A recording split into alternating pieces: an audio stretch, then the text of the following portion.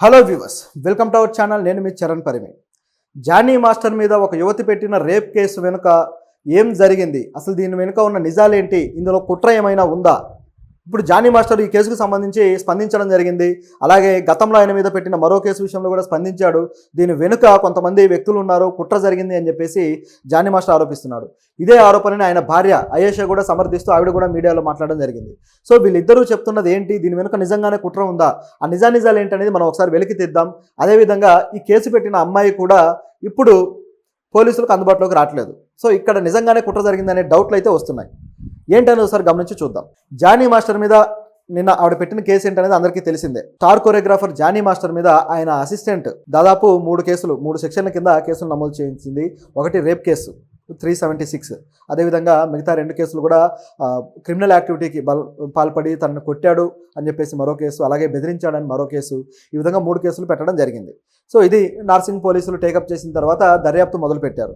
So ఈ దర్యాప్తు జరుగుతూ ఉంది. సాయంత్రం వరకు కూడా జానీ మాస్టర్ మీద అనేక విధాలుగా సోషల్ మీడియాలో కావచ్చు, బయట కావచ్చు, బాగా రకరకాల యాంగిల్స్లో విశ్లేషణలు జరుగుతూ వచ్చాయి. ఆయన తప్పులు కూడా చూపిస్తూ ఇది చాలా వరకు వాస్తవమే అన్నట్టు కూడా కనిపిస్తూ వచ్చింది. అయితే దీంట్లో ఉన్నట్టుండి ఆ సినారియో మారిపోయింది. ఏంటంటే జానీ మాస్టర్ ఆవిడని ఈ విధంగా ఇబ్బంది పెట్టాడు అని చెప్పేసి ఆవిడ కేసు పెట్టింది కదా. అయితే ఇందులో ఆవిడ చేత వేరే వ్యక్తులు కేసులు పెట్టించారు, దీని విషయంలో జానీ మాస్టర్ని కావాలనే కొంతమంది టార్గెట్ చేశారు అని చెప్పేసి కొన్ని విషయాలు అయితే అట్లా వెలుగులోకి వస్తున్నాయి. అయితే ఆ వ్యక్తులు ఎవరు ఏంటనేది కొద్దిగా సస్పెన్స్గానే ఉంది, కానీ దాని వెనుక జరిగిన సంఘటనలు అనేవి ఇప్పుడు ఇంట్రెస్టింగ్గా ఉన్నాయి. జానీ మాస్టర్ సాయంత్రానికి మొత్తానికి మీడియా ముందుకు వచ్చి మాట్లాడడం జరిగింది. సో ఆయన మాట్లాడుతూ ఏమన్నారంటే, నేను నిజానికి ఆవిడతోటి ఎటువంటి తప్పుడు పని చేయలేదు, కావాలంటే మీరు ఏమైనా ఆధారాలు ఉంటే నన్ను అరెస్ట్ చేయొచ్చు అని చెప్పేసి ఆయన అన్నాడు. అయితే ఆయన వెర్షన్ మీద కూడా మనం మాట్లాడదాం. అయితే ఈ విధంగా అన్న తర్వాత దీని వెనుక వేరే వ్యక్తులు ఉన్నారు. ఏం జరిగిందంటే, కొంతకాలం క్రితం ఒక షూటింగ్లో డాన్సర్ కార్డు లేని వ్యక్తులు డాన్సర్స్గా ఉండి వాళ్ళు పర్ఫామ్ చేస్తున్నారు. సో దానివల్ల అసలైన డాన్సర్స్ ఎవరైతే ఉన్నారో కార్డు ఉన్న డాన్సర్లు, వీళ్లకు నష్టం జరిగే అవకాశం ఉంది, వాళ్ళకు ఉపాధి కోల్పోయే అవకాశం ఉంది. సో ఈ విషయం నాకు తెలిసిన తర్వాత నేను నేరుగా ఆ సెట్కి వెళ్ళి ఆ సెట్లో ఆ వ్యక్తులను క్వశ్చన్ చేయడం జరిగింది. ఇప్పుడు డాన్సర్స్ పర్ఫామ్ చేస్తున్నారంటే ఎవరో ఒక డాన్స్ మాస్టర్ తన ట్రూప్లోకి కార్డు లేని వాళ్ళని చేరుస్తాడు. ఇక్కడ జరిగేది ఏంటంటే ప్రతి డాన్సర్కి కూడా డాన్సర్ కార్డు అనేది అవసరం. సో ఆ కార్డుకి కొంత డబ్బులు ఖర్చు అవుతుంది. ఆ డబ్బుని కట్టి ₹1,00,000 అవుతుంది ఇది కూడా. ఎందుకంటే డాన్సర్స్కి ప్రతిసారి పని ఉంటుంది. షూటింగ్ అయితే షూటింగ్లో ఉంటారు, లేకపోతే ఏవైనా ప్రైవేట్ షోస్లో ఉంటారు, లేకపోతే ప్రీ రిలీజ్ ఈవెంట్లు ఇటువంటి షోస్లో కూడా డ్యాన్స్ ప్రోగ్రామ్స్ జరుగుతూ ఉంటాయి. అదేవిధంగా బయట టీవీ ఛానల్స్లో రియాలిటీ షోస్లో కూడా డ్యాన్స్ ప్రోగ్రామ్స్ జరుగుతూ ఉంటాయి. ఇట్లా ప్రతి సందర్భంలోనూ ప్రతి చోట కూడా డాన్సర్స్కి ఎప్పుడు కూడా పని అనేది ఇండస్ట్రీలో ఉంటుంది. ఇది ఎప్పుడు కూడా ఉపాధి ఇచ్చే అవకాశం. కాబట్టి కార్డుకి ఎంత ఖర్చైనా సరే డాన్సర్స్ డబ్బులు కట్టి ఆ కార్డు తెచ్చుకుంటారు. తెచ్చుకున్న తర్వాత ఏదో ఒక 2-3 మాస్టర్లకి చేతులకి అందుబాటులో ఉంటారు. అయితే ఎవరో ఒక మాస్టర్కి పూర్తి స్థాయిగా ఒక శిష్యులుగా మారి వాళ్ళ దగ్గర ఎప్పుడు కూడా అవకాశాలు అందుకుంటూ ఉంటారు. అయితే ఇదొక యాంగిల్. అయితే వీళ్ళకి కార్డు ప్రకారం అక్కడ ఉన్న నామ్స్ ప్రకారం వీళ్ళకి వేజెస్ పే చేయాల్సి ఉంటుంది. అదే కార్డు లేని వాళ్ళని కానీ తీసుకుంటే వాళ్ళకి కార్డు లేదు కాబట్టి ఎంతో కొంత ఇచ్చి మేనేజ్ చేసుకొని నడిపించవచ్చు. ఆ మిగతా డబ్బులు ఆ కోఆర్డినేటర్కో లేకపోతే మాస్టర్కో మిగులుతాయి. ఈ కక్కుర్తితోటి కార్డు ఉన్న డాన్సర్స్ని కొంతమందిని, కార్డు లేని డాన్సర్స్ని కొంతమందిని తీసుకొని క్లబ్ చేసి డ్యాన్స్ పర్ఫార్మెన్స్ చేయిస్తుంటారు. ఇటువంటిది కూడా దందా జరుగుతూ ఉంటుంది. సో దీంట్లో భాగంగా కార్డు లేని అనేక మంది డాన్సర్స్ వచ్చి కార్డు ఉన్న వాళ్ళకి పొట్ట కొట్టినట్టు అవుతుంది. సో దీన్ని ఈ మాస్టర్ ప్రశ్నించాడు, జానీ మాస్టర్. సో ప్రశ్నించడంతో అది కాస్త వివాదంగా మారింది. సో వివాదంగా మారి అక్కడ ఎవరైతే మాస్టర్ ఉన్నారో సహజంగా ఆ మాస్టర్కి ఆ బ్లేమ్ అనేది వెళ్తుంది. ఎందుకంటే ఇండస్ట్రీలో ఇలాంటి కొత్తగా వచ్చే డాన్సర్స్ని ఎంకరేజ్ చేయాలి, కానీ వాళ్ళ కార్డు లేకుండా ఈ విధంగా చేయడం వల్ల కార్డు ఉన్న వాళ్ళు నష్టపోతారు, వాళ్ళకి భుక్తి పోతుంది కదా అని చెప్పేసి ఒక బ్యాడ్ నేమ్ అనేది ఈ మాస్టర్కి వస్తుంది. సో ఆ మాస్టర్ ఏమైనా కోపం పెట్టుకున్నాడా? ఆయన పేరు ఇంతవరకు ఎవరు బయట పెట్టలేదు. సో ఇటువంటి సంఘటనలు జనరల్గా కూడా జరుగుతూ ఉంటాయి. ఒక్కోసారి కార్డు లేని ఫైటర్స్ని దించుతారు. అప్పుడు కార్డు ఉన్న వాళ్ళు ఫైటర్స్ యూనియన్ నుంచి డైరెక్ట్గా కొంతమంది వెళ్ళిపోయి వాళ్ళకు వార్నింగ్లు ఇస్తారు. ఒక్కోసారి షూటింగ్లు కూడా ఆగిపోతాయి. నేను పనిచేసిన సినిమాలు కూడా ఇలా జరిగింది. కార్డు లేని ఫైటర్స్ని దించడం వల్ల అక్కడ ఫైట్స్ వాళ్ళే కంపోజ్ చేసుకుంటూ ఉండటంతో ఫైటర్స్ యూనియన్ నుంచి కొంతమంది వెళ్ళి అక్కడ షూటింగ్ ఆపేశారు. సో ఇలా కొన్ని జరుగుతూ ఉంటాయి. సో ఇక్కడ జరిగింది ఏంటంటే, మొత్తానికి అక్కడ షూటింగ్ అయితే ఆగింది. సో జానీ మాస్టర్ మీద ఆ వ్యక్తి కోపం పెట్టుకున్నారనేది ఇక్కడ క్లియర్గా తెలుస్తుంది. దీని తరువాత ఇటువంటివే మరి 2-3 సంఘటనలు కూడా జరిగాయి. అయితే మరి జానీ మాస్టర్కే బాధ్యత పట్టిందా, మీరు మిగతా వాళ్ళకి లేదా అంటే సీనియర్ మాస్టర్గా ఆయనకు స్టార్గా ఆయనకంటూ ఒక వాల్యూ ఉంటుంది. సో ఆయన మాట వల్ల కొంతమందికి పని దొరుకుతుందనే యాంగిల్లో ఆయన రియాక్ట్ అవ్వడం జరిగింది. జానీ మాస్టర్ స్వతహాగానే త్వరగా రియాక్ట్ అయ్యే స్వభావం ఉన్న వ్యక్తి కాబట్టి ఆయన అలా రియాక్ట్ అయ్యారు. అయితే ఇలాంటి విషయాల్లో గణేష్ మాస్టర్ కావచ్చు, అలాగే శేఖర్ మాస్టర్ కావచ్చు, వీళ్ళు కూడా స్టార్ మాస్టర్లే. ఇంకా చెప్పాలంటే శేఖర్ మాస్టర్ నెంబర్ 1 మాస్టర్గా ఉన్నారు ఇప్పుడు. మరి వీళ్ళు ఎందుకు రియాక్ట్ అవ్వలేదన్న ప్రశ్న వచ్చినప్పుడు జానీ మాస్టర్ గారి వైఫ్ మీడియా ముందుకు వచ్చి ఆవిడ కూడా ఇదే అన్నారు. సో జానీ మాస్టర్ త్వరగా రియాక్ట్ అవుతారు, ఆయన వెళ్ళి వాళ్ళ బాగోగుల కోసం అడిగాడు, ఎందుకంటే వాళ్ళకు ఉపాధి కోల్పోవద్దని. కానీ శేఖర్ మాస్టర్, గణేష్ మాస్టర్ మాత్రం వాళ్ళు వేరే పనుల్లో బిజీగా ఉండటం వల్ల, వాళ్ళు అందుబాటులో లేకపోవడం వల్ల ఇలాంటి వాటి విషయంలో స్పందించలేదని చెప్పేసి ఆవిడ అన్నారు. నిజానికి ఆవిడ అన్నది చూస్తే వాళ్ళ పేర్లు కూడా లాగినట్టుంది కావాలని. ఎందుకంటే వాళ్ళు రియాక్ట్ అవుతారో లేదో వాళ్ళ వ్యక్తిగత విషయం. పైగా పని అనేది వాళ్ళకు ప్రతిసారి ఉండదు, వాళ్ళకి రియాక్ట్ అవ్వడానికి వాళ్ళకు కూడా అవకాశం దొరుకుతుంది, వాళ్ళకు కూడా ఇలాంటివన్నీ తెలుస్తాయి.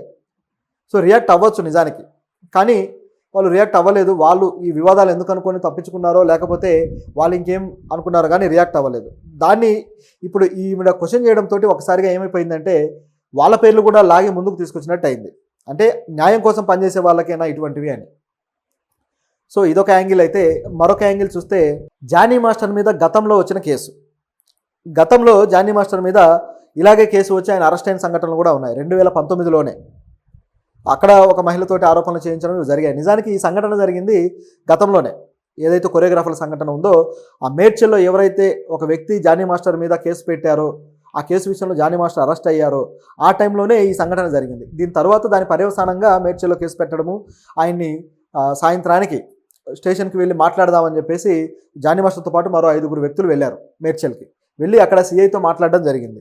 సో అక్కడ మాట్లాడిన తర్వాత ఆ సిఐ వాళ్ళని సరే ఈ కేసు అయితే మీ మీద బుక్ అయింది కాబట్టి మేము అరెస్ట్ చేస్తున్నామని చెప్పి చెప్పడం జరిగింది. దాంతో అరెస్ట్ చేసి కోర్టుకు వెళ్తే 14 రోజులు రిమాండ్ కూడా విధించారు. ఆయన అన్ని రోజులు కూడా జైల్లో ఉన్నారు. ఆ తర్వాత బెయిల్ మీద రావడం జరిగింది. సో ఈ కేసులో ఇది కూడా ఆయన మీద అపవాదుగా వచ్చింది. కాకపోతే ఇది జనం కోసం పోరాడాడు అనేది ఇప్పుడు ఆయన చెప్తున్న మాట. ఇప్పుడు పెట్టిన కేసు కూడా దానికి కంటిన్యూగా జరిగిందే, ఆ వ్యక్తులో ఇప్పుడు మళ్ళీ ముందుకు తీసుకొచ్చారు అని చెప్పేసి అంటున్నారు. అయితే దీనిలో మరో వాదన కూడా ఉంది. ఏంటంటే ఆ జానీ మాస్టర్ ఆ మహిళతోటి ఆ బిహేవ్ చేసింది కావచ్చు, వాళ్ళిద్దరితోటి ఒక ఇంటర్వ్యూ కూడా ఉంది. నిజానికి జానీ మాస్టర్ హీరోగా ఒక సినిమా స్టార్ట్ అయింది. ఆ సినిమాలో హీరోయిన్గా ఈవిడ్నే తీసుకున్నారు. ఎవరైతే కేసు పెట్టారో ఆ మహిళనే తీసుకున్నారు. ఆ తర్వాత జానీ మాస్టరే మరి ఏ కారణాలతోటో ఆవిడ్ని తప్పించాలని చెప్పేసి కోరారు. దాంతో ఆవిడ్ని ఆ సినిమా నుంచి తప్పించారు. వేరే వ్యక్తిని హీరోయిన్గా పెట్టడానికి ప్రయత్నించారు.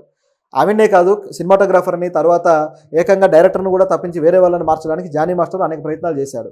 చివరికి ఇది అయ్యేటట్టు లేదని చెప్పేసి సినిమానే ఆగిపోయింది. ఇది ఇంటర్నల్గా ఉన్న వార్తలు. సో ఇందులో ఆవిడ బాగా హర్ట్ అయి ఉండొచ్చు. తను హీరోయిన్ కావాలని కలలుగాని వచ్చింది, చివరికి డాన్సర్గా కూడా తన పర్ఫార్మెన్స్ చూయించుకుంది. తను ఓకే, కొంతవరకు తన ఉపాధి కానీ లేకపోతే తన స్టేచర్ కానీ పెంచుకుంది. ఇక కొరియోగ్రాఫర్ గానో లేకపోతే డాన్సర్ గానో లేకపోతే హీరోయిన్గా అయినా సరే ఏదో రకంగా తను సెటిల్ అయిపోవాలి అని చెప్పేసి తన కళలు గాంది. చివరికి ఆ కళలన్నీ కూడా కళలు అయిపోయాయి. డాన్సర్గా జీవితాంతం చేయలేరు కదా, ఏదో ఒక దశకు వచ్చిన తర్వాత జీవితంలో ఎదగాలని కోరుకుంటారు. కానీ ఆ ఎదుగుదలకి గండిపడడంతో ఆ హీరోయిన్గా ఎప్పుడైతే తన అవకాశం పోయిందో ఇక జానీ మాస్టర్ మీద ఆవిడ కూడా కోపం పెట్టుకున్నట్టుగా కనిపిస్తుంది మనకి మొత్తం సినారియో చూస్తే. సో ఇక ఆవిడ రియాక్ట్ అవ్వడానికి డిసైడ్ అయింది. అయితే కొంచెం గ్యాప్ తీసుకున్నారు. ఈ సంఘటనలో జరిగింది 2 ఏళ్ల క్రితం, 2022లో. సో గ్యాప్ తీసుకొని మరి ఈ మధ్యకాలంలో ఏం జరిగిందో కానీ రియాక్ట్ అయిపోయి ఇప్పుడు కేసు అయితే పెట్టారు. సో ఆవిడ వెనకాల ఆ రోజు ఎవరైతే ఆయన మీద కేసు పెట్టి జైలుకి పంపించారో, ఎవరైతే ఆ మాస్టర్ ఉన్నారో వాళ్ళు ఉన్నారా అనే ప్రశ్న అయితే ఇప్పుడు వస్తుంది. ఉండే అవకాశాలు కూడా లేకపోలేదు. మరి ఆవిడతోటి జానీ మాస్టర్ చేసిందంతా ఏమీ లేదా అంటే వాళ్ళ మధ్య కూడా అనుబంధం కొంతవరకు ఇద్దరికి కన్సెన్సువల్గా జరిగింది అనేది కనిపిస్తూ ఉంది మనకి. ఎందుకంటే ఆయన ఇంటర్వ్యూ చూసిన వాళ్ళిద్దరి మధ్య ఇంటర్వ్యూ, అదేవిధంగా జానీ మాస్టర్ గారి వైఫ్ ఆవిడ ఇంటికి వెళ్ళి ఆవిడని దూషించి కొట్టి రావడం అనేది ఇక్కడ వీళ్ళ అనుబంధానికి కాస్త బలం చేకూరుస్తుంది. కాబట్టి దీన్ని అంటే ముందుగా అనుబంధంలో కొనసాగి తరువాత కేసు పెట్టడం అనేది అదో ఫాల్స్ కేసుగా కూడా పరిణమించే అవకాశం ఉంది. కాబట్టి ఇక్కడ ఏం జరుగుతుంది అనేది ఇప్పుడు ఆసక్తికరంగా మారింది.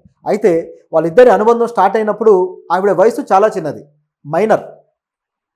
సో ఈవిడ మైనర్గా ఉండగా ఈ అనుబంధం మొదలైంది అంటే ఇది పోక్సో చట్టం కింద కూడా కేసుగా మారే అవకాశం ఉంది. ఒకవేళ పోక్సోగా మారితే మైనర్ల మీద లైంగిక కార్యకలాపాలని పోక్సో కేసుగా నమోదు చేస్తారు కాబట్టి అది జానీ మాస్టర్కి పీకకు చుట్టుకోవడానికి ఎక్కువగా అవకాశాలు ఉన్నాయి.